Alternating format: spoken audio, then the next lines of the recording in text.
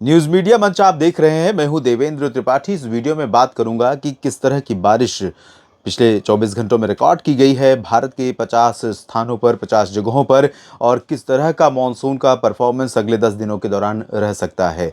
दोस्तों, एक बात शुरुआत में मैं ज़रूर कहना चाहूँगा कि जून में कमज़ोर शुरुआत मॉनसून की थी, जब डर लग रहा था कि मॉनसून इस बार धोखा देने वाला है, और जिस तरह के कयास आशंकाएं एल नीनो के प्रभाव को लेकर लगाई जा रही हैं, वो सच साबित हो रही है और इसी वजह से बारिश कम हो रही है। देर से मानसून का आगमन भी हुआ, लेकिन देर से आगमन के बाद, थोड़े समय की सुस्ती के बाद जब मानसून ने रफ्तार पकड़ी तो जून के आखिरी दिनों में जमकर अपना पूरा जोर दिखाया, और उसके बाद जुलाई में तो ज़बरदस्त वर्षा रिकॉर्ड की गई। आंकड़े बहुत ऊपर पहुंच गए। कई जगहों पर 2 गुना 3 गुना बारिश हुई। कई जगहों पर मध्य भारत और दक्षिण भारत या पश्चिमी भारत के क्षेत्रों में, उत्तर भारत में भी ज़बरदस्त वर्षा रिकॉर्ड की गई। लेकिन लग रहा है कि अगस्त में एल नीनो का जो प्रभाव है इतना ज़्यादा है कि उसको ना तो इंडियन ओशन डायपोल सप्रेस कर पा रहा है, और ना ही कोई और वेदर कंडीशन या परिस्थिति जो एल नीनो के प्रभाव को कम कर पाए। आशंकाएं इस बात की हैं कि अगस्त का दूसरा सप्ताह भी सूखा जो जा रहा है, ये तो जाएगा ही, तीसरे सप्ताह में भी बहुत ज़्यादा बारिश की उम्मीदें नहीं है। यानी कि अगर शुरुआती 7 दिन, उसके बाद 14 दिन और उसके बाद 21 अगस्त तक की बात करें तो 21 अगस्त तक बहुत ज़्यादा बारिश की उम्मीदें, संभावनाएं नहीं है। फिलहाल ज़्यादा निराश नहीं होते हैं। थोड़ा सा संभावना 18 अगस्त दिख रही है, दिखाएंगे आपको अगले स्लाइड में। फिलहाल देखिए, गोरखपुर में लंबे समय के बाद बहुत ज़्यादा बारिश हो रही है, और यहाँ 133 मिलीमीटर पिछले 24 घंटों में दर्ज की गई बारिश। परंजीपेट्टी में 102, बालासोर में 95, मुजफ्फरपुर में 93, मुजफ्फरपुर बिहार यहाँ पर भी बहुत ज़रूरी थी। मोतिहारी में बहुत ज़रूरी थी बारिश, 90 मिलीमीटर। नजीबाबाद उत्तर प्रदेश के तराई वाला रीजन, और यहाँ पर 78 मिलीमीटर वर्षा रिकॉर्ड की गई। इससे सटा हुआ पंतनगर है 77 मिलीमीटर, पासीघाट अरुणाचल में 62, धर्मपुरी 56, कराईकल 55, जम्मू में स्पेलिंग मिस्टेक है, माफ़ कीजिएगा, 53 मिलीमीटर, और चेरापूंजी में 52, एरकाड में 48, इरोड में बारिश हुई है 45 मिलीमीटर, 44 मिलीमीटर तंजावुर में, मदुरई में 42 और तिरुचिरापल्ली में भी 42 मिलीमीटर वर्षा रिकॉर्ड की गई। कैनिंग में 37, कुरनूल में 34, 31 कोहिमा में, कटप्पा में 27 और नागापट्टिनम में 26 मिलीमीटर वर्षा रिकॉर्ड की गई है। सिलचर में 23 और 22 मिलीमीटर बारिश महाबलेश्वर में हुई। कैलाशहर में 20, गंगटोक में 19, 18 मिलीमीटर देहरादून और पटना में, 17 मिलीमीटर नंदयाल में, अनंतपुर में रिकॉर्ड की गई है बारिश 16 मिलीमीटर, कोलकाता में 15, 14 बहराइच में, और गडग सेलम में भी 14 मिलीमीटर वर्षा रिकॉर्ड की गई है। 13 मिलीमीटर का आंकड़ा अंबाला, कूच बिहार, कोड्डलूर, दीघा, पुरुलिया इन जगहों पर रहा। 12 मिलीमीटर आंकड़ा रहा बापतला और कलिम्पोंग में।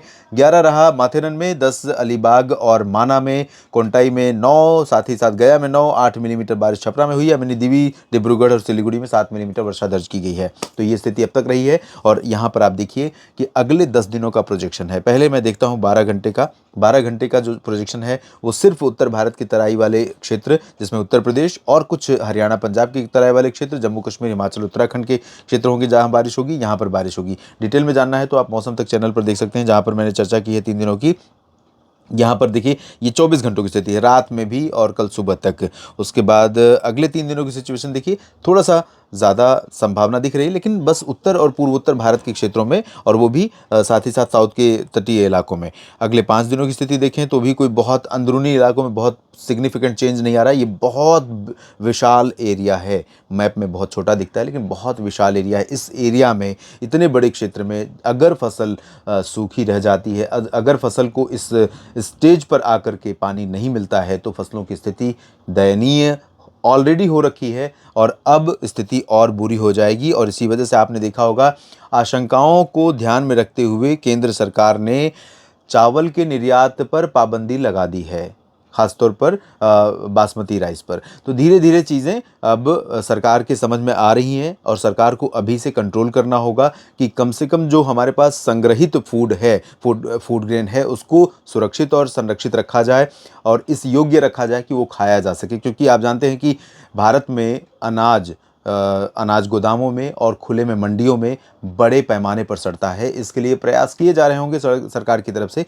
लेकिन अभी भी स्थिति ये होनी चाहिए कि एक दाना भी नुकसान न होने पाए, क्योंकि बड़ी मेहनत के बाद वो तैयार होता है, और खेतों से, खलिहान से आगे जाकर मंडी में पहुंचता है, और फिर वो खाने वाले की थाली तक पहुंचता है। तो ऐसे में उस अनाज की कीमत तब समझ में आएगी जिस साल अकाल पड़ जाएगा, जिस साल बहुत ज़्यादा कम होगी खेती, जिस साल उत्पादकता बहुत गिर जाएगी। तो अभी अच्छी स्थिति रही है, तो इसमें उसको संरक्षित करने का सरकार को भी प्रयास करना चाहिए, लोगों को, और जो ज़िम्मेदार एजेंसियां हैं उनकी ज़िम्मेदारी, उनका दायित्व बनता है कि उन चीज़ों को संरक्षित रखें।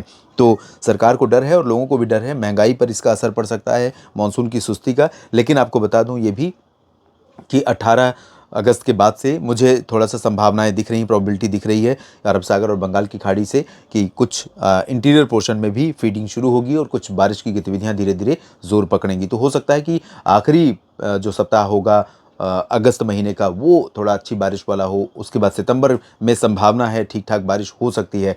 सितंबर में भी हो गई तो सँभल जाएगी, बस आप सँभाल लीजिए अभी थोड़ी-सी सिंचाई करके, कृत्रिम सिंचाई से नहर, नाली या फिर ट्यूबवेल, बोरवेल, जो भी आपके पास उपलब्ध साधन हैं, किसान भाइयों उनका इस्तेमाल करते हुए सिंचाई कर लें, ताकि सुरक्षित अभी बचाए रखें सब फसल को, और आखिरी स्टेज में अगर बारिश ने साथ दे दिया तो ठीक-ठाक हो जाएगी बारिश, और आपको नुकसान जो आपका नुकसान अभी दिख रहा है वो थोड़ा रिड्यूस हो जाएगा। फिलहाल इस वीडियो में इतना ही, बने रहिएगा मेरे साथ। धन्यवाद।